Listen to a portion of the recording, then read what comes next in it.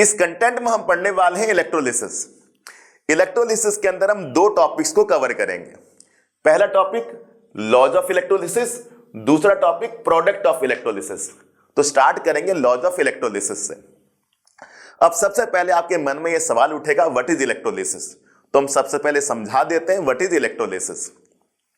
Electrolysis को समझने के लिए हम यहां पर एक टैंक लेंगे जिसका नाम है इलेक्ट्रोलाइटिक टैंक, या फिर कह देते हैं इलेक्ट्रोलाइटिक सेल।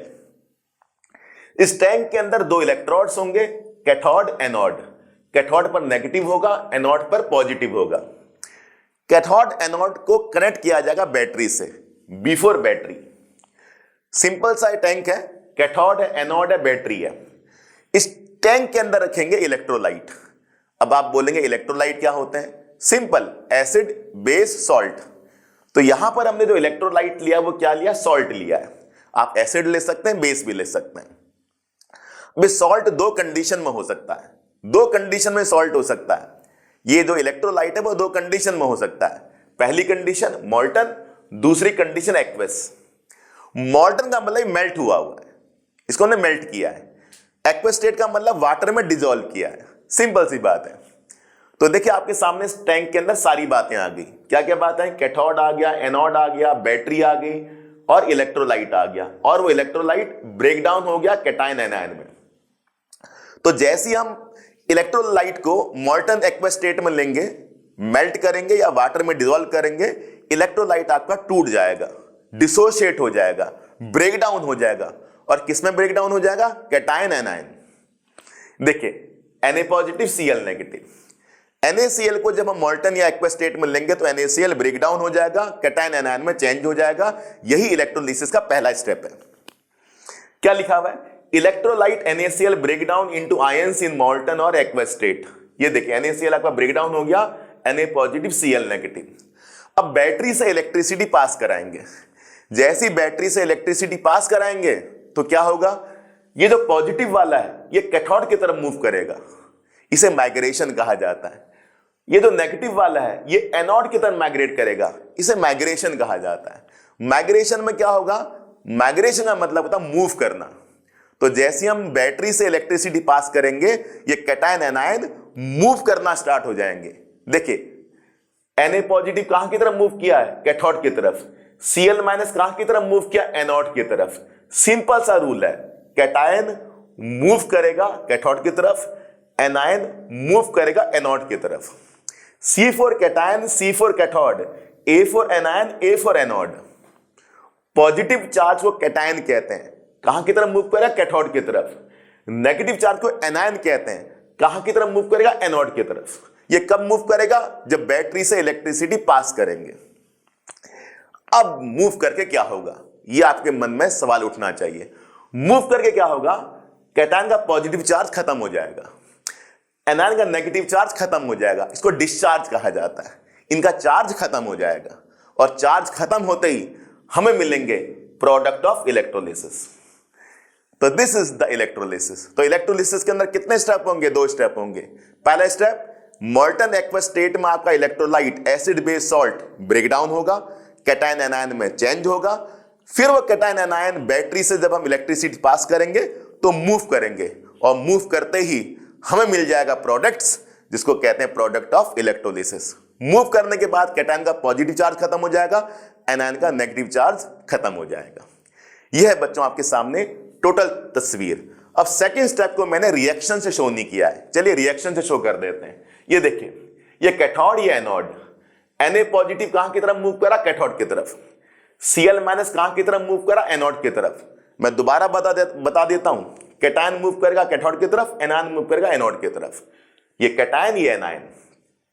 अब ये देखिए Na पॉजिटिव है, Na का प्लस चार्ज खत्म हो गया, Na का प्लस चार्ज खत्म हो गया। जैसे ही वो मूव करेगा उसका पॉजिटिव चार्ज खत्म हो जाएगा, Cl का नेगेटिव चार्ज खत्म हो जाएगा। ये देखिए यहां नेगेटिव है, यहां नेगेटिव नहीं है, यहां पॉजिटिव है, यहां पॉजिटिव नहीं है। ये होता मूव करने से, ये होता माइग्रेट करने से। और माइग्रेट तभी होगा जब बैटरी इलेक्ट्रिसिटी पास करेगी। अब सवाल है बहुत इंपॉर्टेंट, ये प्लस चार्ज खत्म कैसे हुआ? लिखा इलेक्ट्रॉन गेन करके। कितना प्लस चार्ज? एक। कितने इलेक्ट्रॉन गेन होंगे? एक। जैसे ही एक इलेक्ट्रॉन गेन होगा Na का प्लस चार्ज खत्म हो जाएगा। कितना नेगेटिव चार्ज? एक। कितने इलेक्ट्रॉन लॉस होंगे? एक। एनोड में इलेक्ट्रॉन लॉस होते हैं, कैथोड में इलेक्ट्रॉन गेन होते हैं। इलेक्ट्रॉन गेन करने वाले स्टेप को रिडक्शन कहते हैं और इलेक्ट्रॉन लॉस करने वाले स्टेप को ऑक्सीडेशन कहते हैं। तो कैथोड पर इलेक्ट्रॉन गेन होगा, रिडक्शन होगा। एनोड पर इलेक्ट्रॉन लॉस होगा, ऑक्सीडेशन होगा। और कितने इलेक्ट्रॉन गेन होंगे, कितने इलेक्ट्रॉन लॉस होंगे, मैंने बता दिया। एक प्लस है तो एक इलेक्ट्रॉन गेन होगा, एक नेगेटिव है तो एक इलेक्ट्रॉन लॉस होगा। अब Cl बेचारा अकेले नहीं रहता, तो इस तरह के दो Cl मिलेंगे और Cl2 बन जाएगा। ये Cl2 गैस बनकर बाहर हो जाएगा। तो what are the product of electrolysis? Sodium metal and chlorine gas. Sodium metal at cathode, chlorine gas at anode, product of electrolysis. तो बच्चों यहां तक मैंने आपको बताया व्हाट इज इलेक्ट्रोलिसिस। जिस साइंटिस्ट ने इलेक्ट्रोलिसिस पर लॉज दिए थे उसका नाम था फैराडे। फैराडे ने इलेक्ट्रोलिसिस पर दो लॉज दिए थे, first law of electrolysis, second law of electrolysis. देखते हैं फर्स्ट लॉ ऑफ इलेक्ट्रोलिसिस क्या होता है। बड़ा सिंपल है। फर्स्ट लॉ ऑफ इलेक्ट्रोलिसिस ये कहता है कि जितनी ज्यादा आप इलेक्ट्रिसिटी पास करोगे उतना ज्यादा हमें क्या मिलेगा? Product of electrolysis. सिंपल सी बात, अगर आप चाहते हो कि ज्यादा से ज्यादा सोडियम मेटल मिले, ज्यादा से ज्यादा क्लोरीन गैस मिले, उतना ही आपको इलेक्ट्रिसिटी पास करनी पड़ेगी बैटरी से। तो बैटरी जितना ज्यादा इलेक्ट्रिसिटी पास करेगी उतना ज्यादा सोडियम मेटल मिलेगा, उतना ज्यादा क्लोरीन गैस मिलेगी।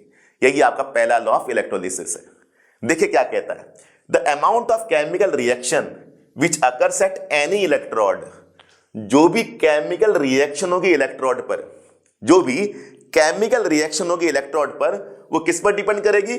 Directly proportional to the quantity of electricity passed through the electrolyte.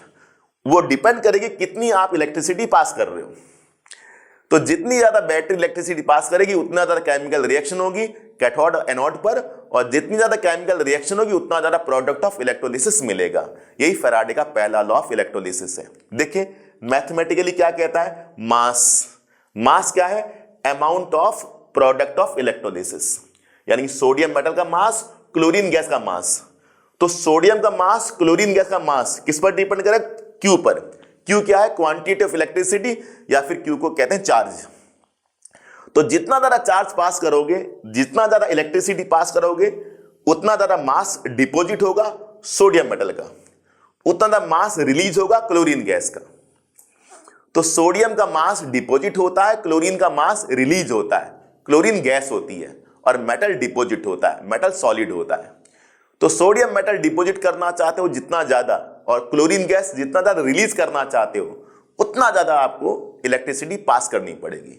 तो mass of sodium, mass of chlorine directly proportional to the quantity of electricity.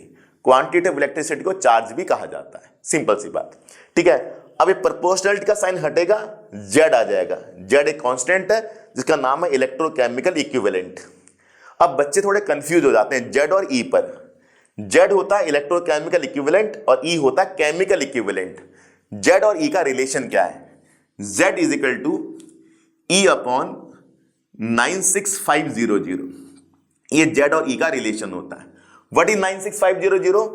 1 Faraday में 96500 coulomb होता है। 1 फैराडे में 96500 coulomb होता है। फैराडे चार्ज की unit है, coulomb भी चार्ज की यूनिट है। 1 फैराडे में इतने कूलम्ब होते हैं अप्रोक्स। जेड और ई का रिलेशन ये आपके सामने मेंशन है। जेड क्या है? Electrochemical equivalent. ई क्या है? Chemical equivalent. अब आप बोलेंगे ई कैसे निकालते हैं? जेड तो निकाल लिया, ई कैसे निकालते हैं? ई होता है atomic mass over number of electron.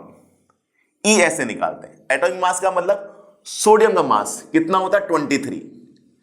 तो सोडियम का मास हम रख देंगे 23 और नंबर ऑफ इलेक्ट्रॉन कितने? 1, एक रख देंगे नीचे, तो ये आपका ई आ जाएगा। ये आपका ई आ गया। ये बड़ा सिंपल है, atomic mass over number of electron. Sodium का मास 23 और नंबर ऑफ इलेक्ट्रॉन कितने? 1। अगर यहां 2 इलेक्ट्रॉन होते तो 2 लिख देते हैं नीचे। इस तरह से बच्चों ई निकालते हैं। ई का मतलब क्या है? सिंपल केमिकल इक्विवेलेंट, और जेड का मतलब इलेक्ट्रोकेमिकल इक्विवेलेंट। और जेड और ई का रिलेशन आपके सामने मेंशन है। इस तरह से बच्चों हमने कर लिया फर्स्ट लॉ ऑफ इलेक्ट्रोलिसिस। जितना ज्यादा इलेक्ट्रिसिटी पास करोगे उतना ज्यादा प्रोडक्ट मिलेगा, उतना ज्यादा सोडियम और क्लोरीन गैस मिलेगा इस पर्टिकुलर एग्जांपल में। इसके बाद फैराडे का second law of electrolysis. Second law of electrolysis में आपने करना क्या है, कम से कम 2 टैंक लेने। ये देखिए, एक टैंक 1 और दूसरा टैंक 2। पहले टैंक में हमने रख दिया NaCl और दूसरे टैंक में रख दिया MgCl2। अब बताइए NaCl क्या देगा, Na पॉजिटिव देगा, MgCl2 क्या देगा, Mg2 पॉजिटिव देगा। कैथोड में ये 1 इलेक्ट्रॉन गेन करेगा और ये 2 इलेक्ट्रॉन गेन करेगा। सबको मालूम है ना कि पॉजिटिव चार्ज कैथोड की तरफ माइग्रेट होता है। इसने 1 इलेक्ट्रॉन गेन किया क्योंकि 1 पॉजिटिव चार्ज है, इसने 2 इलेक्ट्रॉन गेन करे क्योंकि 2 पॉजिटिव चार्ज है। अब सिंपल है ना, Na पॉजिटिव ने 1 इलेक्ट्रॉन गेन किया, सोडियम मेटल बन गया। Mg2 पॉजिटिव ने 2 इलेक्ट्रॉन गेन किए, Mg मेटल बन गया। तो पहले टैंक में सोडियम डिपॉजिट हुआ, दूसरे टैंक में Mg डिपॉजिट हुआ। और याद रखिए जरा ध्यान से, दोनों को हमने इलेक्ट्रिसिटी सेम दी है। जो चार्ज हमने टैंक 1 को दिया वही चार्ज हमने टैंक 2 को दिया है। अब हम करेंगे Faraday second law of electrolysis. कम से कम 2 टैंक लेने। अब देखिए M is equal to ZQ, M लग रही है M1। What is M1? Sodium का मास। What is M2? मैग्नीशियम का मास। Z का फॉर्मूला आप जानते हैं, E/96500। E बन गया E1 सोडियम के लिए, E बन गया E2 मैग्नीशियम के लिए। और चार्ज दोनों के लिए सेम है तो Q हमने Q रखा है, Q1 Q2 नहीं लिया क्योंकि दोनों को चार्ज हमने सेम दिया है। अगर अलग अलग चार्ज दिया होता तो यहां Q1 आ जाता, यहां Q2 आ जाता। सेकंड लॉ ऑफ इलेक्ट्रोलिसिस में हमने चार्ज दोनों को सेम देना है। अब क्या होगा, हम दोनों को डिवाइड कर देते हैं। दोनों को डिवाइड करने पर क्या मिला, ये देखिए M1 equal to E1/96500 into Q, M2 equal to E2/96500 into Q। दोनों को डिवाइड कर दिया। डिवाइड करके क्या हुआ, Q से Q कैंसिल हो गया, 96500 से 96500 कैंसिल हो गया। M1/M2 E1/E2, इसी को कहते हैं Faraday second law of electrolysis. यानी कि जो मास ऑफ सोडियम होगा वो सोडियम के केमिकल इक्विवेलेंट पर डिपेंड करेगा, जो मास ऑफ मैग्नीशियम होगा वो मैग्नीशियम के केमिकल इक्विवेलेंट पर डिपेंड करेगा। तो M1 is directly proportional to E1, M2 is directly proportional to E2। M1/M2 equal to E1/E2, इसी को कहते हैं बच्चों Faraday second law of electrolysis. Simple सी स्टेटमेंट है जो यहां पर मेंशन है, when the same quantity of electricity passed, same quantity of electricity is passed through different electrolyte, the mass of substances, जो सब्सटेंस का मास हमें मिलेगा, यहां पर सोडियम का मास मिलेगा, यहां मैग्नीशियम का मास मिलेगा। The mass of substances deposited at the electrode, cathode में कौन सा मास डिपॉजिट होगा, सोडियम। यहां कैथोड में कौन सा मास डिपॉजिट होगा, magnesium. The mass of substances deposited at the electrode are directly proportional to their chemical equivalent, directly proportional to their chemical equivalent. Sodium mass उसके केमिकल इक्विवेलेंट पर depend करेगा, magnesium mass उसके chemical equivalent पर depend करेगा। इसी को कहते हैं Faraday second law of electrolysis. तो फर्स्ट लॉ में क्या करना, एक ही टैंक लेना, बस एक टैंक। जो भी मास होगा वो चार्ज पे डिपेंड करेगा। जितना ज्यादा इलेक्ट्रिसिटी दोगे उतना ज्यादा मास डिपॉजिट होगा पहले लॉ ऑफ इलेक्ट्रोलिसिस के अंदर। दूसरे लॉ में क्या करना है, 2 या 2 से ज्यादा टैंक लेने हैं और सभी टैंक को सेम इलेक्ट्रिसिटी पास करानी है। अब जो मास डिपॉजिट होगा वो केमिकल इक्विवेलेंट पर डिपेंड करेगा। कितना सिंपल हो गया। फर्स्ट लॉ में मास किस पर डिपेंड करेगा, जो डिपॉजिट होगा। सोडियम का मास किस पर डिपेंड करेगा, चार्ज पर। सेकंड लॉ में अगर चार्ज दोनों टैंक को सेम दिया तो अब मास किस पर डिपेंड करेगा, केमिकल इक्विवेलेंट पर। 1 फैराडे इक्वल टू 96500 कूलम होता है, ये मैंने आपको बता दिया। फैराडे भी चार्ज की यूनिट है, कूलम भी चार्ज की यूनिट है और फैराडे को कूलम में ऐसे कन्वर्ट किया जाता है। तो बच्चों ये है आपका इलेक्ट्रोलिसिस के लॉज। तो पहला कंटेंट हमने फिनिश कर दिया है। दूसरा कंटेंट हम स्टार्ट करेंगे अगले कंटेंट में, प्रोडक्ट ऑफ इलेक्ट्रोलिसिस, जो कि काफी कॉम्प्रिहेंसिव टॉपिक है। इसके बाद हम न्यूमेरिकल भी करेंगे। Thanks for watching this.